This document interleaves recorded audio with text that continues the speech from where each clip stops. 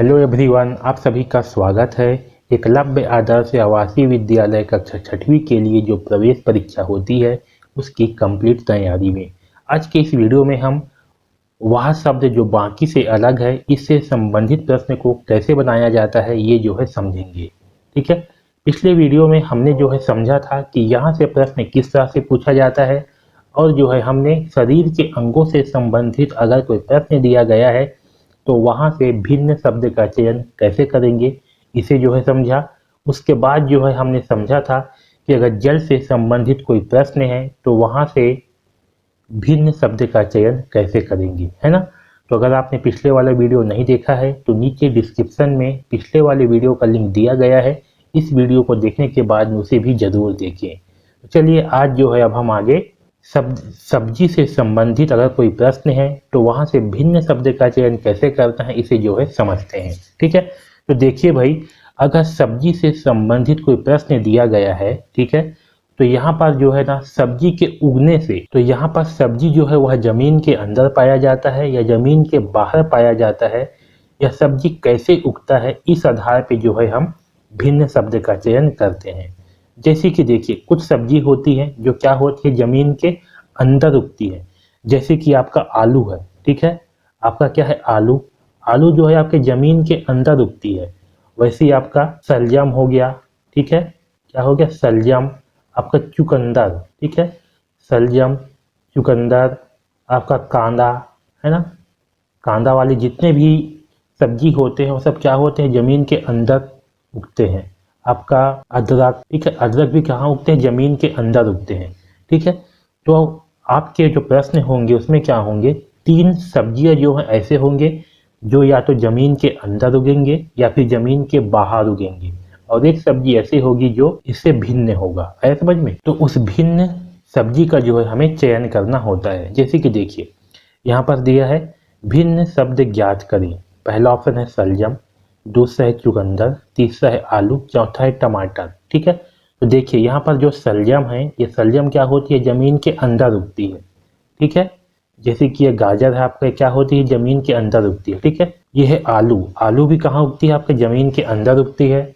ये है आपका चुकंदर, ये जो लाल रंग में दिख रहा है ना, ये क्या है आपका, ये है चुकंदर। ये चुकंदर भी जो है आपके जमीन के अंदर उगता है चुकंदर। ये दिख रहा है ये है आपका सलजम, ये भी जो है जमीन के अंदर उगता है। ठीक है, देखिए जो आपका सलजम है ये आपका जमीन के अंदर उगता है, वैसे चुकंदर है ये भी आपके जमीन के अंदर उगता है, आलू ये भी आपकी जमीन के अंदर उगता है, जबकि टमाटर जो है ये आपकी जमीन के बाहर में उगता है। ठीक है, तो इन चारों शब्द में से भिन्न शब्द कौन सा होगा, तो भिन्न शब्द होगा टमाटर, क्योंकि ये जो है जमीन के बाहर उगता है। समझ में? तो ये तीन शब्द जो है यहाँ पर तीन सब्जियां जो है ये जमीन के अंदर उगने वाली है और एक जो है जमीन के बाहर उगने वाला है। ठीक, तो अगर ऑप्शन में जो है एक जो है भिन्न होगा उसका जो है हमें चयन करना है, तो यहाँ पर भिन्न होगा टमाटर। है समझ में? दूसरा ऑप्शन देखिए, मतलब दूसरा क्वेश्चन देखिए, भिन्न शब्द ज्ञात करें। पहला है आलू, ठीक है, दूसरा है टमाटर, तीसरा है भिंडी, चौथा है बैगन। देखिए भाई आलू जो है ये कहाँ उगता है, तो आलू जो है ये जमीन के अंदर उगता है। ठीक है, वही टमाटर जो है ये जमीन के बाहर में उगता है, भिंडी भी जमीन के बाहर में उगता है और बैगन भी जमीन के बाहर में उगता है। बैगन जो है ना भांटा को कहते हैं, भांटा सबके सब जानते हो भांटा, है ना। तो इन चारों में से भिन्न शब्द कौन सा होगा, तो भिन्न शब्द होगा आलू। है समझ में? तो इस प्रकार से जो है एग्जाम में प्रश्न पूछे जाते हैं। तीन जो सब्जियां होंगे वो आपके बाहर उगने वाले दे देंगे और एक सब्जी जो है वो आपके अंदर उगने वाले दे देंगे, या तो फिर तीन सब्जी को जो है वो जमीन के अंदर उगने वाले सब्जी को दे देंगे और एक सब्जी जो है वो बाहर उगने वाले सब्जी को दे देंगे। है समझ में? यहाँ देखिए एक क्वेश्चन और है, भिन्न शब्द ज्ञात करें। यहाँ दिया है अदरक, दूसरा ऑप्शन है प्याज, तीसरा है लौकी और चौथा है टमाटर। अब देखिए अगला क्वेश्चन, भिन्न शब्द ज्ञात करें। पहला है अदरक, दूसरा है प्याज, तीसरा है आलू, चौथा है टमाटर। ठीक है, देखिए अदरक क्या होती है, जमीन के अंदर उगती है अदरक। ठीक है, प्याज भी सबके सब जानते हो जमीन के अंदर उगता है प्याज, आलू भी जमीन के अंदर उगता है, चौथा है टमाटर, टमाटर जो है ये जमीन के बाहर उगता है, तो भिन्न शब्द होगा टमाटर। आया समझ में? तो इस प्रकार से जो है अगर सब्जी वाले कोई भी प्रश्न पूछा गया है तो उसे जो है हल करेंगे। ठीक, अब आगे देखिए महीना से संबंधित। यदि दिए गए प्रश्न में महीनों के नाम होते हैं, दिनों के आधार पर अथवा सम या विषम महीनों के आधार पर उत्तर दिया जाता है। ठीक है, देखिए अगर महीना के नाम है ना, तो वहाँ पर हम क्या करेंगे, वहाँ पर जो है हम देखेंगे कि उस महीना में दिन की संख्या सम में होती है या विषम में होती है। सम का मतलब होता है कि उस महीने में जो है दिन की संख्या 30 होती है या 31 होती है। इसके आधार पे जो है हम महीनों का चयन करेंगे। ठीक है, तो चलिए अब जो है हम महीनों में जो है दिन की संख्या को याद करते हैं कि किस में 30 दिन होता है और किस में 31 दिन होता है। ठीक है, तो आपको क्या करना है, सबसे पहले आपको हाथ को ऐसे रखना है मेरे जैसे। ठीक है, देखिए जैसे मैं हाथ रखा हूँ वैसे रखिए। अब देखिए यहाँ पास ये जो उभरा वाला हिस्सा है ये वाला, ठीक है, ये हो गया आपका जनवरी। कितना हो गया, जनवरी। ठीक है, ये जो उभरा वाला हिस्सा है ना, ये वाला, जहाँ जहाँ आपका उभरा वाला आएगा उस महीनों में दिन की संख्या होती है 31 की। कितने होती है, 31 की होती है दिन की संख्या। देखिए ये पहला उभरा वाला आ गया, ये है जनवरी। जनवरी में होता है 31। ये गड्ढा वाला आएगा, ये हो गया आपका फरवरी। फरवरी में 31 दिन का नहीं होता। फिर आ गया मार्च। मार्च में होता है 31 दिन। फिर गड्ढा में आ गया अप्रैल, है ना, अप्रैल में होगा 30 दिन। अप्रैल के बाद आता है मई। मई में होगा 31 दिन। जून में होगा 30 दिन, है ना, गड्ढा में आ गया जून, जो जून में होगा 30 दिन। जुलाई में आएगा 31 दिन, क्योंकि जुलाई जो है ये ऊपर में आ गया, तो जुलाई में 31। अगस्त आ गया फिर से ऊपर में, है ना, तो अगस्त में होगा 31 दिन। ठीक है, सितंबर आ गया गड्ढा में, तो सितंबर में होगा 30 दिन। अक्टूबर आ गया फिर से ऊपर में, तो अक्टूबर में होगा 31 दिन। नवंबर आ गया गड्ढा में, तो नवंबर में होगा 30 दिन। दिसंबर आ गया ऊपर में, तो दिसंबर में होगा 21 दिन। आया समझ में। तो ये जो है आपका क्या है, ट्रिक है। इसकी सहायता से आप जो है ज्ञात कर सकते हो कि किस महीना में कितने दिन होते हैं। आया सबको समझ में। फिर से रिपीट कर दूं, देखिए जो ऊपर वाला हिस्सा है इसमें होगा 31 दिन, जो गड्ढा वाला होगा उसमें होगा 30 दिन। ठीक है, जनवरी में होगा 31 दिन। फरवरी ये गड्ढा आ गया, इसमें होगा कम दिन, है ना, फरवरी में जो है 28 दिन होते हैं। मार्च में आएगा 21 दिन, ये ऊपर वाला है तो 21 दिन। अप्रैल में गड्ढा में आ गया तो 30 दिन। मई ऊपर में आया तो 21 दिन। जून गड्ढा में आया तो 30 दिन। जुलाई ऊपर में आया तो 21 दिन। अगस्त ऊपर में आया तो 21 दिन। सितंबर गड्ढा में आया तो 30 दिन। अक्टूबर ऊपर में आया तो 31 दिन। नवंबर गड्ढा में आया तो 30 दिन। दिसंबर ऊपर में आया तो 31 दिन। आया समझ में। तो किस में 30 दिन होते हैं और किस में 31 दिन होते हैं, ये जो है आपको समझ में आ गया होगा। ठीक है, तो इसके आधार पे जो है अब आप उत्तर का चयन कर सकते हो। आपके प्रश्न में क्या होंगे, 3 महीने ऐसे होंगे जिसमें 30 दिन होंगे और 1 महीना ऐसे होगा जिसमें 21 दिन होगा। तो आपको 21 दिन वाले महीने को अलग कर देना है। या तो फिर ऐसे होगा कि जिसमें 3 महीने जो है वो 21 दिन वाला होगा और कोई 1 महीना होगा जिसमें 30 दिन होंगे, तो आपको उसे जो है अलग करना है। चलिए प्रश्न को हल करते हैं ताकि आपको अच्छे ढंग से समझ में आए। देखिए यहाँ पर प्रश्न है, भिन्न शब्द ज्ञात करें। पहला दिया है जनवरी, दूसरा दिया है जुलाई। ठीक है, तो देखिए जनवरी में कितने दिन होते हैं, तो जनवरी में होते हैं 21 दिन। ठीक है, दूसरा है जुलाई। जुलाई में कितने दिन होते हैं, तो जुलाई में भी होते हैं 31 दिन। अगस्त में कितने दिन होते हैं, तो अगस्त में होता है 31 दिन। फरवरी में कितने दिन होते हैं, तो फरवरी में होता है 28 दिन। ठीक है, तो देखिए यहाँ पास जनवरी में 31, जुलाई में 31 और अगस्त में 31। फरवरी में क्या है, कम दिन है, तो भिन्न शब्द क्या होगा, फरवरी जो है भिन्न होगा क्योंकि इसमें दिन की संख्या कम होती है। तो हमारा सही आंसर होगा ऑप्शन नंबर डी, फरवरी। ठीक है, दूसरा क्वेश्चन देखिए, भिन्न शब्द ज्ञात करें। यहाँ पर दिया है जनवरी, फिर दिए है मार्च। जनवरी में होते हैं 31 दिन, मार्च में होता है 31 दिन, सितंबर में होता है 21 दिन, जबकि अप्रैल में होता है 30 दिन। तो देखिए भाई यहाँ पर 3 जो ऑप्शन है इसमें होते हैं 31 दिन, जबकि अप्रैल में होता है 30 दिन। तो भिन्न शब्द होगा ऑप्शन नंबर डी, अप्रैल। आया सबको समझ में। अब देखिए आगे जो है और समझते हैं। अब यहाँ पर देखिए दिए गए विकल्पों के नाम यदि स्त्रीलिंग अथवा पुल्लिंग के आधार पर भी जो है हम भिन्न शब्द का चयन कर सकते हैं। ठीक है, अगर 3 नाम जो है, अगर 3 ऑप्शन में जो है आपके पुल्लिंग शब्द दिया गया हो, किसी पुरुष का नाम दिया गया हो और एक जो है किसी महिला का नाम दिया गया हो, तो हम महिला के शब्द को छांट लेंगे। ठीक है, जैसे कि देखिए यहाँ पर प्रश्न दिया गया है भिन्न शब्द ज्ञात करें। ठीक है, तो बताना है कि इन चारों में से भिन्न कौन सा होगा। जैसे कि यहाँ दिया है मोहन, फिर दिया है सुरेश, एक दिया है सीमा और एक दिया है राहुल। देखिए यहाँ पर जो मोहन होगा, आपका सुरेश होगा और राहुल होगा, ये तीन शब्द जो है आपके पुल्लिंग के शब्द होंगे, यानी कि ये जो है पुरुष जाति को संबोधित करते हैं। जबकि सीमा जो है ये आपका स्त्रीलिंग है, यानी कि ये जो है एक महिला है। ठीक है, ये तीन क्या है, तीन जो है आपके पुरुष को जो है बताते हैं, जबकि सीमा जो है ये महिला है, इसलिए सीमा क्या होगा, यहाँ पर भिन्न शब्द होगा। है समझ में? तो इस प्रकार से अगर तीन शब्द जो है आपके पुल्लिंग हो और एक जो है स्त्रीलिंग हो, तो यहाँ से हम स्त्रीलिंग का चयन कर लेंगे। जैसे कि यहाँ पर देखिए भिन्न शब्द ज्ञात कीजिए। यहाँ दिया है महात्मा गांधी, इंदिरा गांधी, राजीव गांधी और जवाहरलाल नेहरू।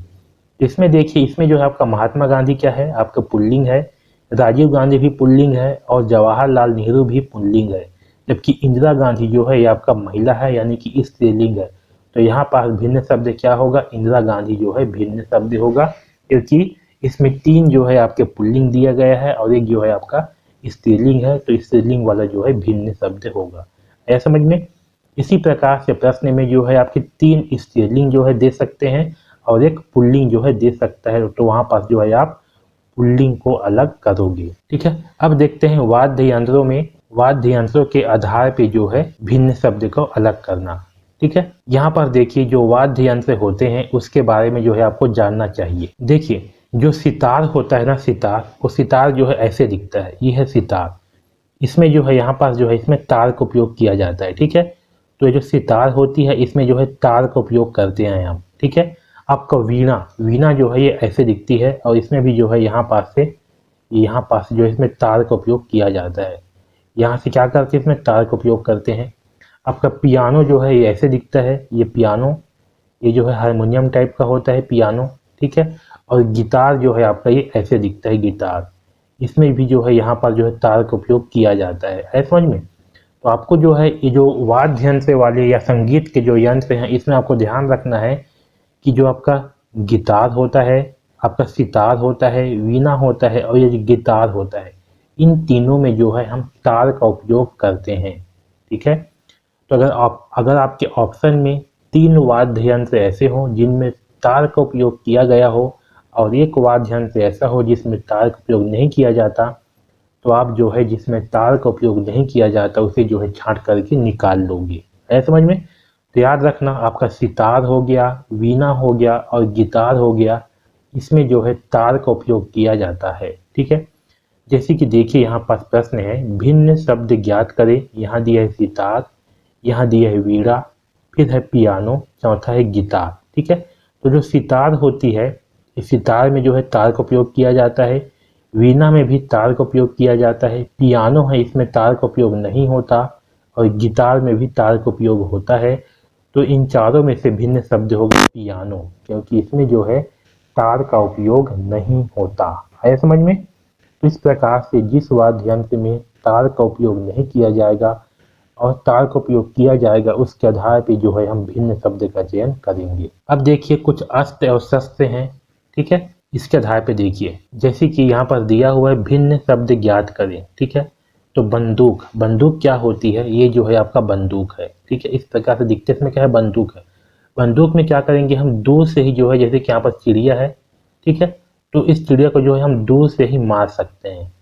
दूसरा तो पिस्तौल, ये आपका होता है पिस्तौल। पिस्तौल में भी जो है गोली का उपयोग किया जाता है और गोली से हम दूर से ही किसी चीज को मार सकते हैं। जबकि तलवार जो है ये क्या होती है, तलवार जो है आपका ऐसे होती है, ये तलवार। तलवार से जो है हम केवल हाथ में पकड़ करके जो चीज़ हमारे पास में होगी उसी को ही हम मार सकते हैं तलवार से। चाकू से भी सेम वही है, जो पास में होगी उसी को ही हम केवल मार सकते हैं। तो ये क्या है, आपके तलवार हो गए। ठीक है, राइफल, राइफल जो है कैसे होते हैं, ये है आपका राइफल।